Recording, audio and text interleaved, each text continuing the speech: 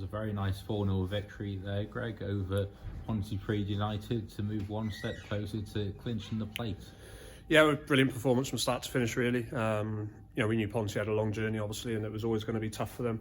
But they've been on a good run. I think they picked up 1 point in the first 14 games, and then last 3 games have been unbeaten, 2 draws and a win. So, they were as confident as what they have been all season, really. So it was important that we started well. I thought we did that, and we created some really good chances going forward. Some well worked combinations, and got us into some good areas. Delivery was spot on, and Shan was very clinical today, as was Mel with her chance and goal. But just all over, in every area of the pitch, we were better than what they were, player for player, and that's what won us the game. What did you say to the players at half-time when you were 3-0 up to make sure you kept that momentum in the second 45? Yeah, just we've been 3-0 up against teams in the past, and it's we still haven't come away with 3 points. So yeah, I really sort of hammered home how important it was that we started the second half like we finished the first half. Which, to be honest, we probably didn't start the second half as well as what we did in the first half. We had to weather a bit of a storm in the first 10-15 minutes, but once we did that, Ponty ran out a bit of steam, I think, and we controlled the game and created some really good chances. And on another night, ideally, we should have been another 2 or 3 goals better off than what we were. But clean sheet, 4 goals, 4 very good goals, and just a very dominating performance. So yeah, everyone's very happy. Of course, we must mention as well that there were 6 first-team players once again out missing tonight, which shows what the strength and depth is here at Parkle. Yeah, no, it's brilliant. That's you look around and 2 centre mids there, Tilly Edge and Liv Buckland, 16-year-old and 17-year-old, and they were 2 of the best players on the pitch. Tilly was, it's scary to think that she's only 16. Dread to think how good she's going to be in 4 or 5 years' time.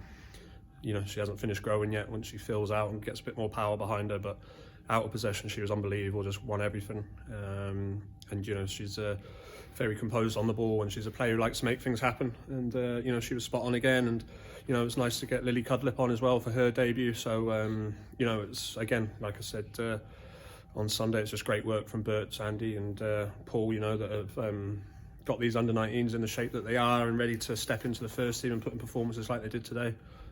Because it was spot on, very pleasing to see. And like I say, again, you look at the players that were missing, and you got players that are able to step in and put in a performance like that. It's clear to see that the club's only going one way. Talking about the under-19s, they had a player in goal tonight, Ellie Sepp, who's played a few games now for the first team. Kept a very good clean sheet tonight. Yeah, she probably didn't have as much to do tonight as what she has done. But I thought, her kick in and the way she played out, the composure that she's shown. Like I said on Sunday, she's getting sharper and sharper every week. She's starting to really switch on and, understand the role. It's not just about keeping the ball out of the net. It's, claiming crosses and, picking and choosing the right time when we're going to play out or when we're going to go long. And, for 99% of the game tonight, she was absolutely spot on. And, yeah, again, hats off to her and Dan Whittle for the work that they're doing. It's again massive boots to fill with Ken's being out. Lois as well, who's on the bench for us, has been looking really sharp in training, and again, it's just great to see such a young team doing so well.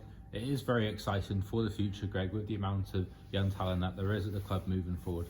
Yeah, no, and it's that's the position that we need to get into. You look at like what Cardiff City are doing now, and I think they've won the league tonight by beating Swansea quite comfortably. Cardiff just have this conveyor belt of girls coming through the youth teams and younger age groups and working their way into the first team. I think I'm not sure off the top of my head, but I'm sure that Cardiff City have got a much younger average age than what they did have last season. So it just shows that's what you need, and it's what we need more of here. Obviously, Sean is working really hard in terms of getting younger age groups into the club, and we want more younger girls being able to put in performances like that when needed. Finally, Greg, it is Barrytown United at Parkle Stadium on Sunday. One more win in the plate will clinch that top spot.